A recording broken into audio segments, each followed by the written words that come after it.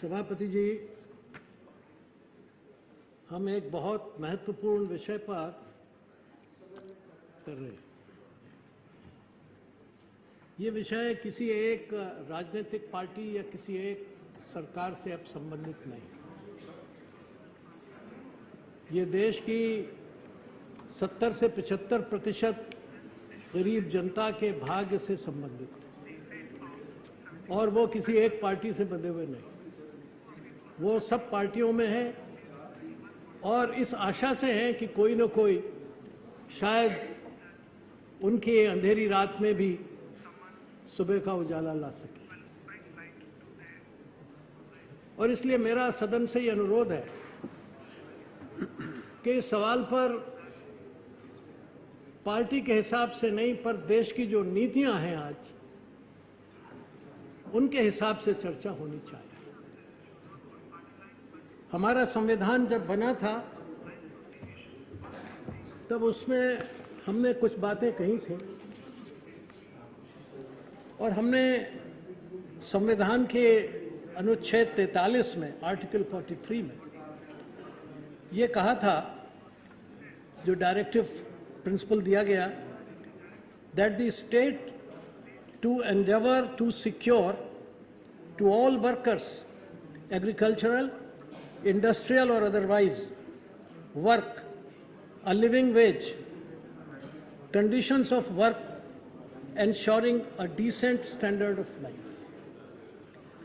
The Constitution has also directed the state to promote with special care the educational and economic interests of the weaker sections of the people, and in particular of the scheduled castes and the scheduled tribes, and shall protect them from social injustice and all forms of exploitation. Article 46.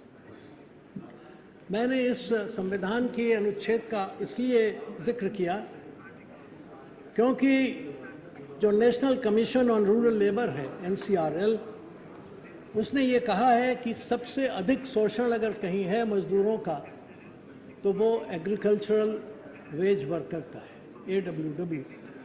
जो कृषि के क्षेत्र में काम करने वाला मजदूर है, उसकी सबसे अधिक दुर्गति है, सबसे अधिक शोषण है और हमें ये स्वीकार करना चाहिए कि वो 50% उसमें से शेड्यूल्ड कास्ट और शेड्यूल्ड ट्राइब। एग्रीकल्चरल लेबर इस देश की पूरी जो लेबर की जनसंख्या है उसका 50% वही है। 94% लगभग 42 करोड़ लोग इस देश में असंगठित क्षेत्र में हैं, जिसमें से 11 करोड़ लोग कृषि के मजदूर हैं और इन 11 करोड़ में 50 करोड़ संख्या शेड्यूल्ड कास्ट और शेड्यूल्ड ट्राइब की। अब ये देखने की बात है कि इतनी बड़ी जनसंख्या मजदूर की, इतनी बड़ा लेबर फोर्स, इसकी आर्थिक स्थिति क्या है, सरकार की नीतियों ने अभी तक इसके बारे में क्या किया है। हमारे देश की सारी सरकारों की नीतियां इसमें उजागर होंगी।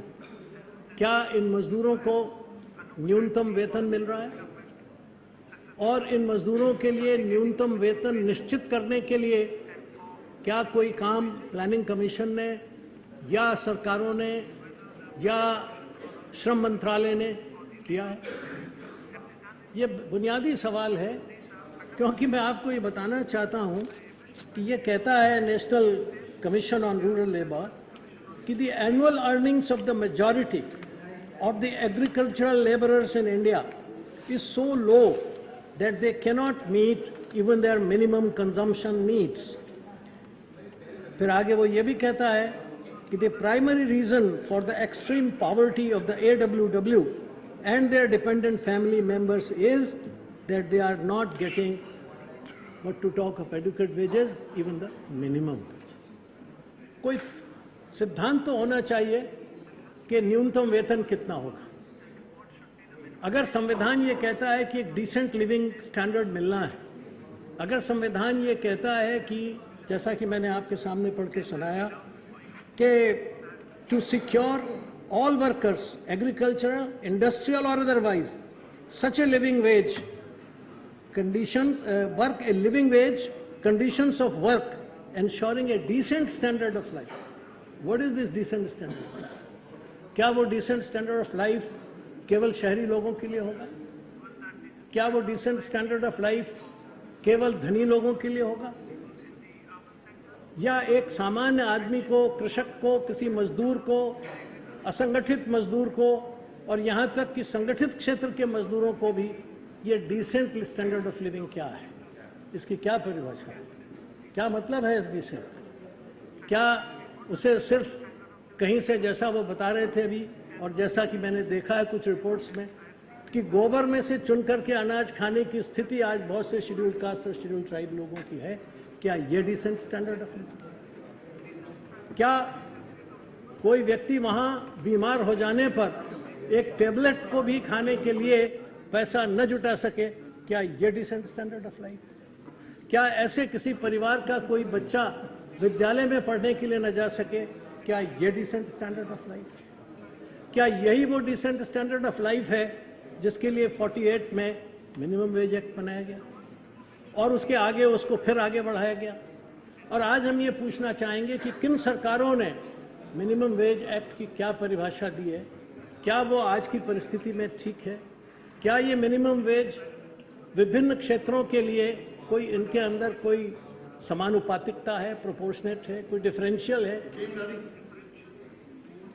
कोई चीज बता सकते हैं क्या? नीतियों का सवाल ये है कि ये नीतियों क्यों नहीं बन रही? संविधान कहता है नीति बनाइए, कानून बनाइए, और ये तो हम सब जानते हैं अब कि डायरेक्टिव प्रिंसिपल्स का, यद्यपि वो कानूनी तौर पर Please, no cross talk. Honorable member, please address to the chair. You have come to now Vande Mataram, so, and Bharat Mata ki Jai, so I welcome it. so, Honorable member, please address to the chair. Yes, Please, yes. no cross talk. So then, ये क्या है? Minimum consumption needs कितनी होंगी? ये सारे बुनियादी सवाल हैं जो सभापति जी सरकारों ने तय करने। अगर इस देश की आबादी का 60%, 70% इस तरह से गुजारेगा तो आप इस देश को बड़ा क्या बनाएंगे?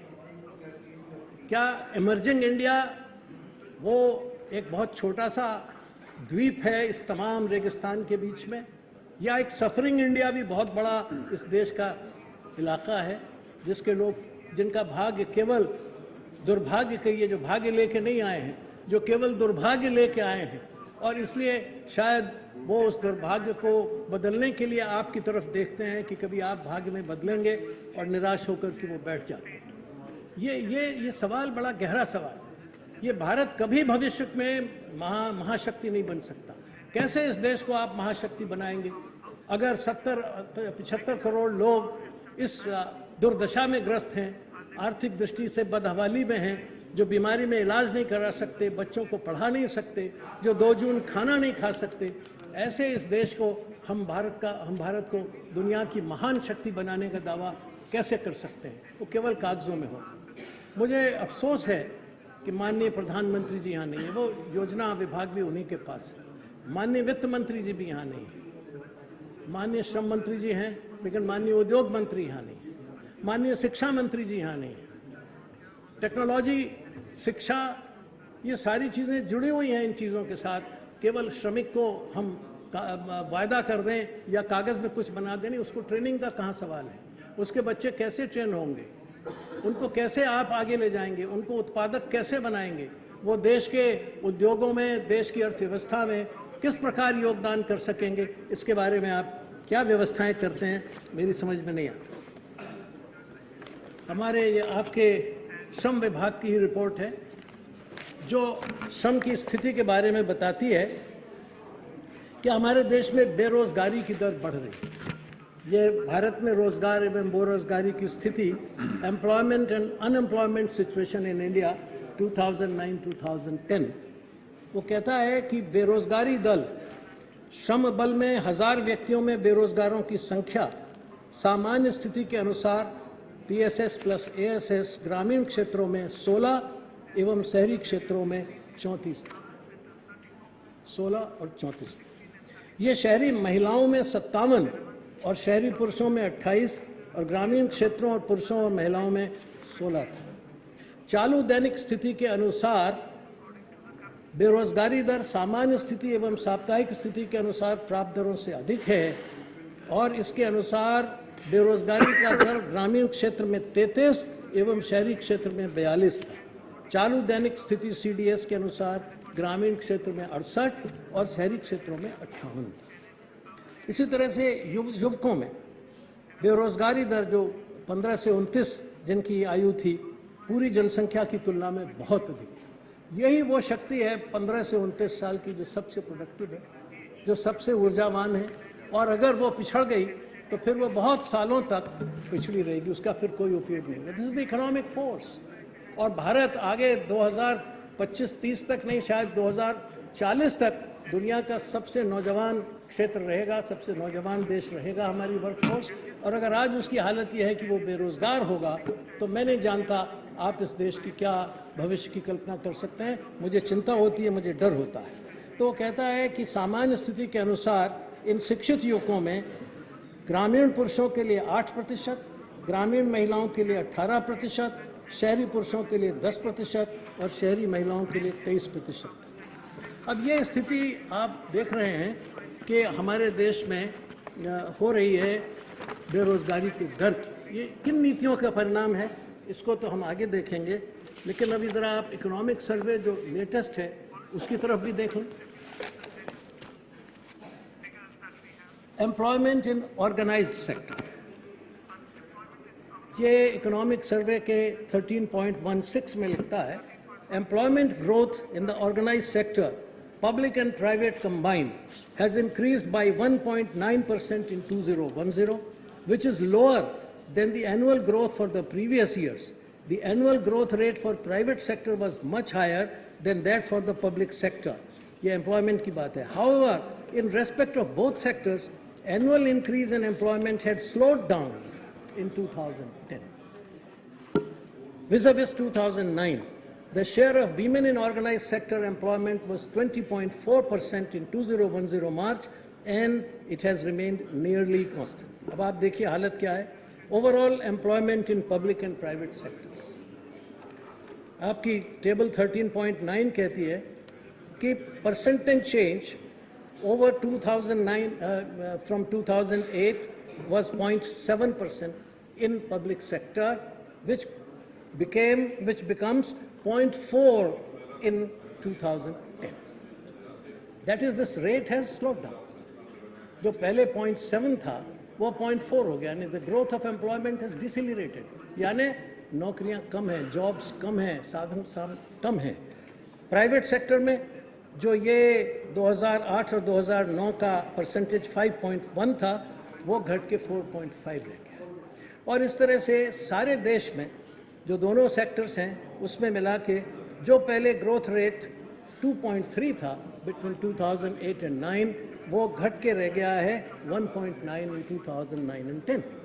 2010 एंड 11 में भी वही ट्रेंड है, तमाम रिपोर्ट्स आ रही हैं, आपके सर्वे बराबर कह रहे हैं। तो इसका अर्थ यह है कि आपके प्राइवेट सेक्टर और पब्लिक सेक्टर इन दोनों में एम्प्लॉयमेंट घट गया।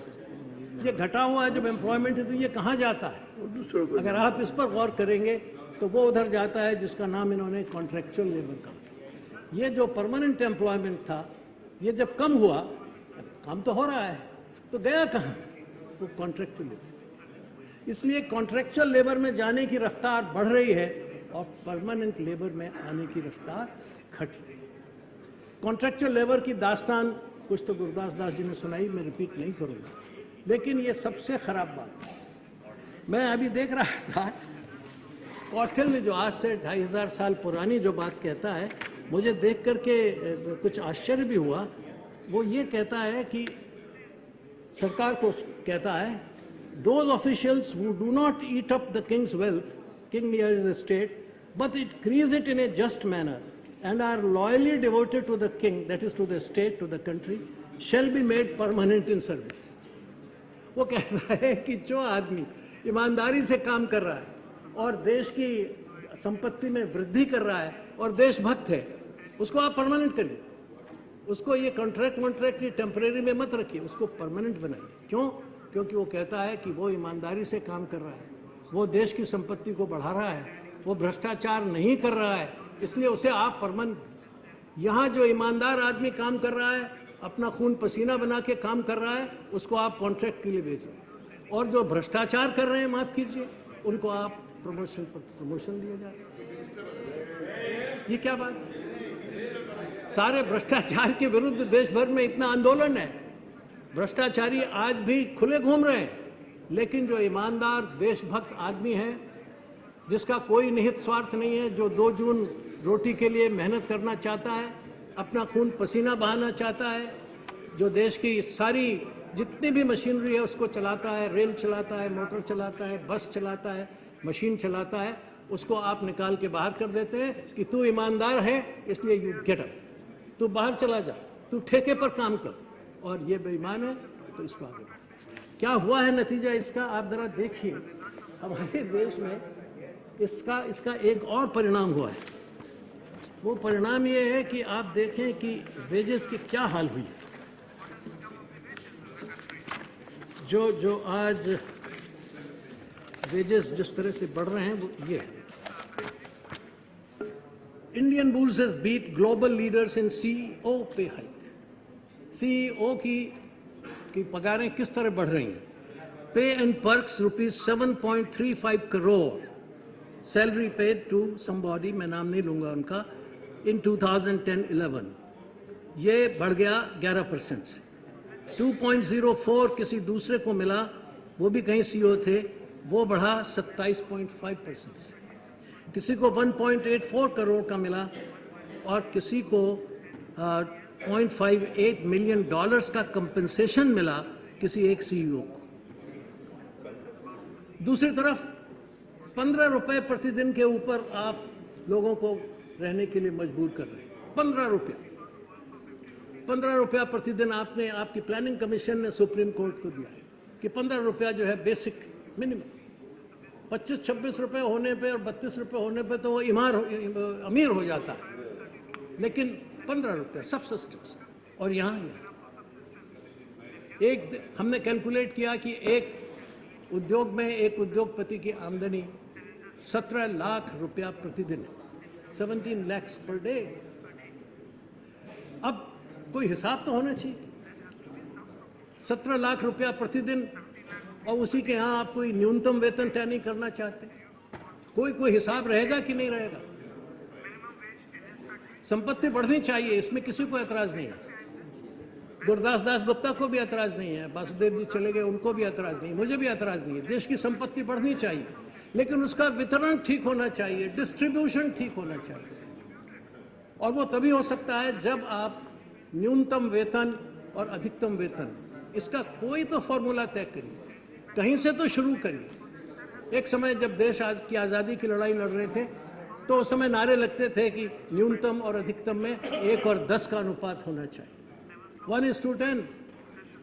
बैठे हमारे यहाँ समाजवादी पार्टी के संसद सदस्य डॉक्टर लोहिया यही कहते हैं, 1:10। आज क्या हाल है? 15 रुपया और 17 लाख। इसमें कोई हिसाब है, कोई अनुपात है? 17 लाख देना है दीजिए, मगर इसको भी तो 1,70,000 दीजिए। मुझे इसमें आपत्ति नहीं, पैसा कमाइए, लाइए, देश की संपत्ति को बढ़ाइए, लेकिन नहीं, पॉलिटिकल पार्टी को तो दें तो आपको भी मिलेगा, उसमें कोई चिंता की बात नहीं। मेरा कहने का अर्थ यह है कि वो संपत्ति की वृद्धि और वितरण अगर ये मांग करता है सारे देश का सामूहिक रूप से संगठित आंदोलन, और सरकार उससे मिलना भी नहीं चाहती। मुझे जानकर बहुत तकलीफ हुई जब गुरदास दास गुप्ता जी ने ये कहा कि सारे ट्रेड यूनियन के लोगों ने माननीय प्रधानमंत्री जी से कुछ कहा था, लेकिन उन्होंने मिलने की तकलीफ नहीं गवारा की, और जब मिलने लगे तब जबकि सारा स्ट्राइक घोषित हो गया, और तब बुलाया उन्होंने अपने all India trade union Congress के प्रतिनिधि को कि आइए ज़रा बात कर लें। मुझे खुशी है कि उन्होंने कहा कि मैं अकेले बात नहीं करूंगा, अगर आप सबको बुलाएंगे, सबके साथ बात होगी तो मैं बात करूँगा। आप इस बात पर गौर कीजिए, बड़ी कठिन परिस्थिति आ रही है इस देश के सामने। अब ये नहीं चलेगा कि हम कुछ खास लोगों को और बहुत अधिक मात्रा में धनवान बनने दें और देश की बहुत बड़ी जनसंख्या को हम गरीबी के रौरव नरक में जूझने के लिए इजाज़त दें। आपको देखना चाहिए कि दुनिया भर में क्या हो रहा है। वो बीड़ी मजदूरों की बात कर रहे थे अभी। मेरे यहाँ बहुत बड़ी मात्रा में बुनकर हैं, सारे आंध्र में बुनकर हैं। हमारे यहाँ देश के अंदर छोटे काम करने वाले हजारों लाखों लोग हैं, वो कहाँ जाएंगे? वो भी मनुष्य हैं। हमारे इसी संविधान के अंतर्गत उन्हें जीवन का अधिकार मिला है। आप जो अंतर्राष्ट्रीय संगठन है, लेबर ऑर्गेनाइजेशंस हैं, उनके प्रस्तावों को आप संपुष्टि नहीं करते, उनको मानने के लिए तैयार नहीं होते। सिर्फ दुनिया में 2 देश हैं जो इन लेबर अंतर्राष्ट्रीय श्रमिक कानूनों को नहीं मान रहे हैं, एक यूनाइटेड स्टेट्स ऑफ अमेरिका और दूसरा this so called shining India. ये क्या बात है? अंतर्राष्ट्रीय स्तर पर भी जो बात है, आप वर्ल्ड बैंक की और सारी नीतियां तो मान लेते हैं। जब देश की आज़ादी की लड़ाई हुई थी उसके बाद यहाँ की अर्थव्यवस्था के लिए हमारे मित्र ये लोग नारे लगाते थे कि ये लाइसेंस परमिट कोटा राज है, LPQ। अब LPG का राज हो गया है, liberalise, privatise and globalise, from LPQ to LPG।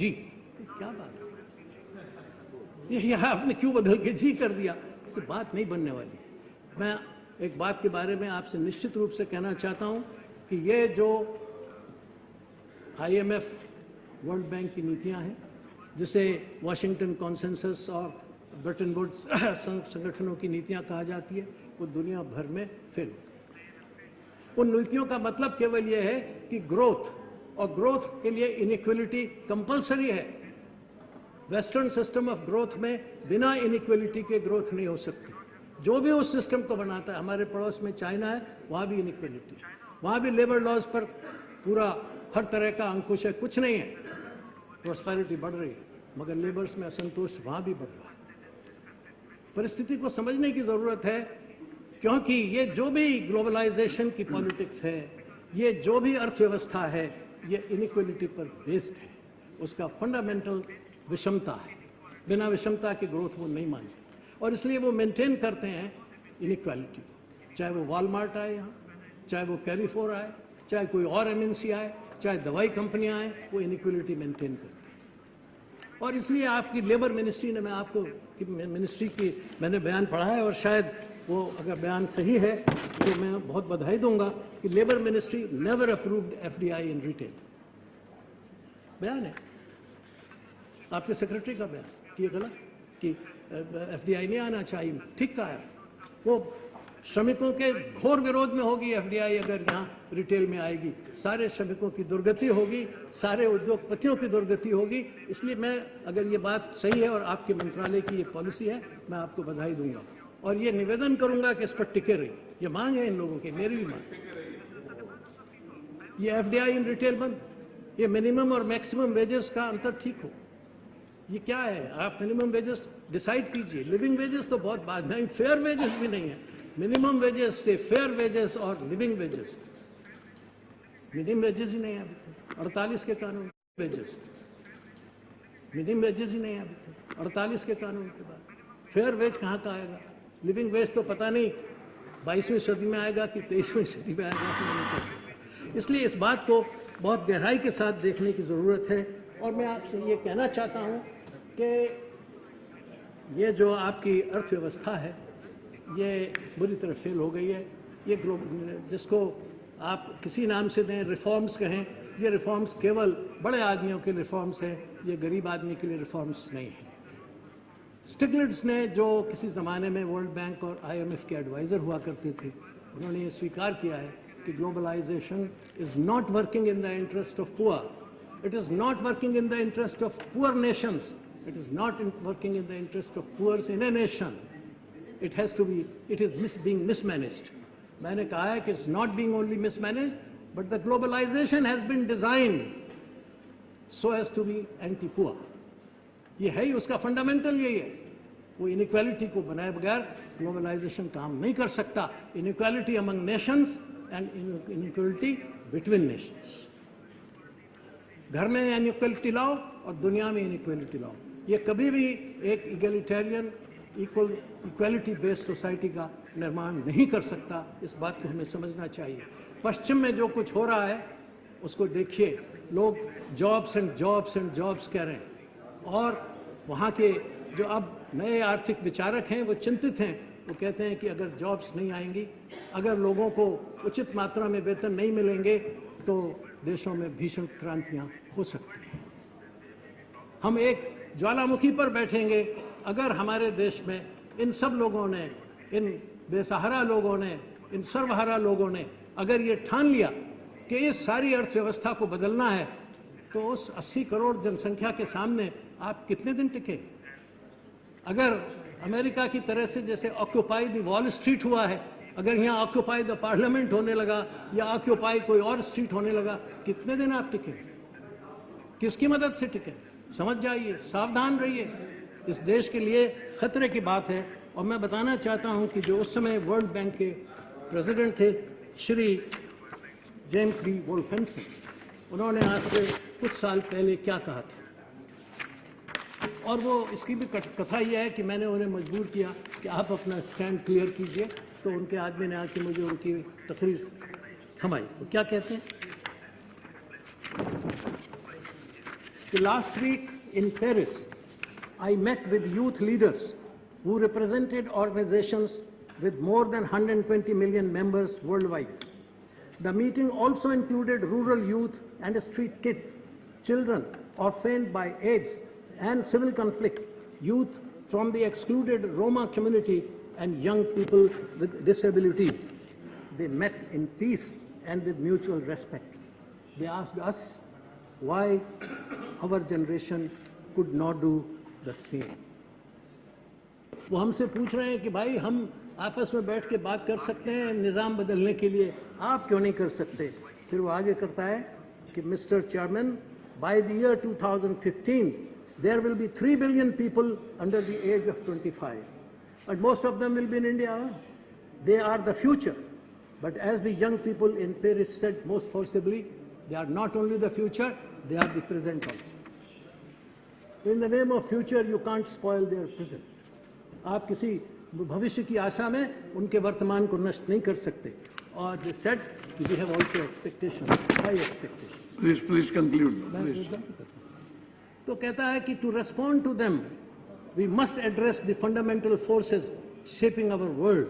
In many respects, they are forces that have caused imbalance. In our world of 6 billion people, 1 billion own 80% of global gross domestic product, while another billion struggles to survive on less than $1 a day. This is a world out of balance. Over the next 25 years, 50 million people will be added to the population of the rich countries. About 1.5 billion people will be added to the population of the poor countries. There is further imbalance between the rich countries, which spend on the development of arms and armaments. They spend huge amounts on that. They pay little attention to the condition of poor countries. And he has given a lot of instances by showing how this developed world is discriminating against the poor world. यही वो policies हैं. These are the policies which you are following. आप भी वही कर रहे हैं. हर साल 5 लाख करोड़ आप रेवेन्यू फॉरगोन करते हैं बड़े उद्योगपतियों. वो बीड़ी उद्योग के लिए बात कर रहे थे, आप कितना पैसा उनको देते हैं? मैं बुनकरों की बात करता हूँ, मैं छोटे कारखानेदारों की बात करता हूँ, आप कितना पैसा उनको देते हैं? आपने जो आज ये नए बजट में 40,000 करोड़ रुपए का इनडायरेक्ट टैक्स दिया है, वो इसी गरीब आदमी के ऊपर जा रहा है, मजदूर के ऊपर जा रहा है पूरा. आपकी कौन सी नीतियाँ? ये मैं केवल जब मैं आप कह रहा हूं तो उसमें मैं भी शामिल हूं. मैं ये नहीं कह रहा कि वो केवल एक ही सरकार की है. This is a common feature. हमारे देश की सभी राजनीतिक पार्टियों को इस तरफ उस तरफ, इधर और उधर, बाहर जो चले गए हैं वो भी और जो आपके साथ हैं वो भी, जो हमारे साथ हैं वो भी, एक बार मिलके भगवान के वास्ते अगर आपको अगर नहीं हो तो कम से कम देश के वास्ते, अपनी मातृभूमि के वास्ते, इसकी उन संतानों के वास्ते विचार कीजिए जो पिछले 60-65 साल से आपकी तरफ आशा भरी निगाहों से देख रहे हैं, जिनके आंसू अभी तक पूछे नहीं हैं. आप उस आदमी की तरफ देखिए जिसके चेहरे पर झुर्रियां हैं। आप उस आदमी की तरफ देखिए जिसकी आंखें बिल्कुल स्थिर हो गई हैं, जिसके लिए समय स्थिर हो गया है, जिसके लिए कोई मतलब अस्तित्व का नहीं है। ये लड़ाई, ये संघर्ष हमें मिलकर उन आदमियों के लिए करना है, और केवल इसी भारत के लिए नहीं, दुनिया के 3 बिलियन आदमियों की लड़ाई हमें इस अपने संसद के माध्यम से छेड़नी है कि कहीं भी कोई भूखा नहीं रहेगा, कहीं भी किसी को वेजेस के आधार पर इंडिसेंट लाइफ के लिए जाने की जरूरत नहीं पड़ेगी। हम एक सारी दुनिया के भव्य विश्व का निर्माण करने का संकल्प आज यहाँ से लें, सबको मिलकर संकल्प लेना होगा। यही भारत का संदेश होगा कि 21वीं सदी अगर भारत की होनी है और भारत को अगर महान बनना है तो पहला संकल्प यहाँ से शुरू करना होगा कि भारत का हर व्यक्ति एटलीस्ट, अगर आप लिविंग वेजेस नहीं दे सकते, फेयर वेजेस नहीं दे सकते, तो मिनिमम वेजेस तो दीजिए और इस सारी असंतुलन को दूर कीजिए। मैं आपका बहुत बहुत आभारी रहूंगा अगर आप इस तरफ कुछ ध्यान दें। श्री शैलेंद्र कुमार।